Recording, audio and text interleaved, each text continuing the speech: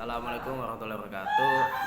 Perkenalkan saya Lusarudar Satiko dari kelas 11 Sija 1. Di sini saya akan wawancara Fadil dari pelajar SMK Telkom untuk menanyakan hal masalah sosial media di zaman sekarang.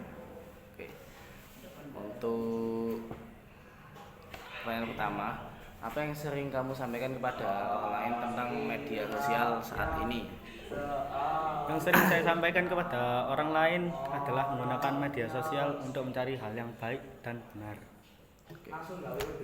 Nah, ini untuk pertanyaan kedua, tindakan apa yang biasanya kamu lakukan ketika melihat konten yang mengganggu atau memicu emosi negatif di media sosial?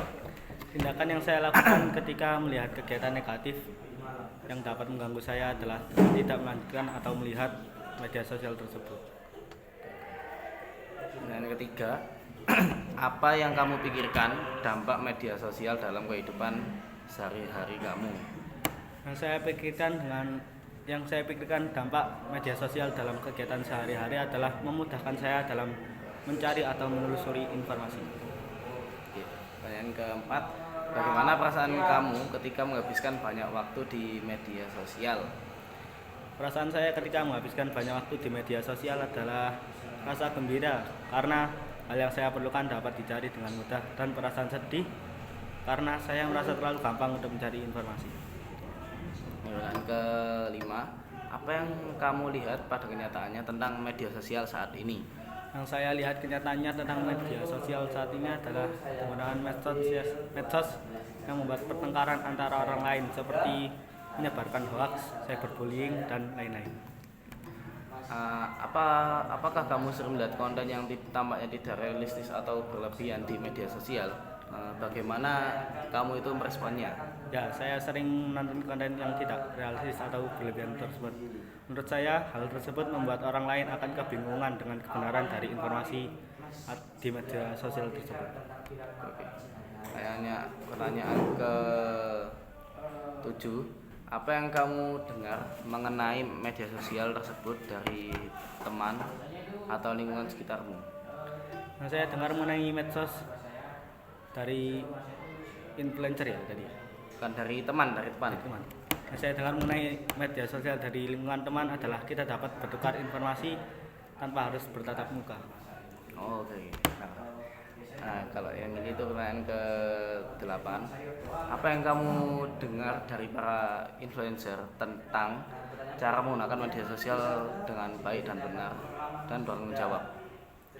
Nah, saya dengar dari influencer cara menggunakan media sosial dengan sehat adalah memanfaatkan penggunaan media sosial sebaik-baiknya, tidak untuk menyebarkan hoax ataupun melakukan cyberbullying. Oke. Ini pertanyaan selanjutnya, apa yang kamu harapkan dari media sosial untuk kedepannya? Yang saya harapkan dari media sosial kedepannya adalah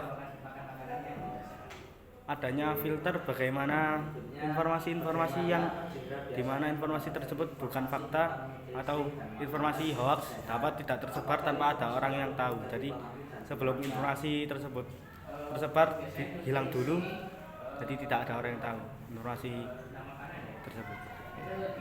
Apa manfaat yang kamu rasakan saat menggunakan media sosial saat ini?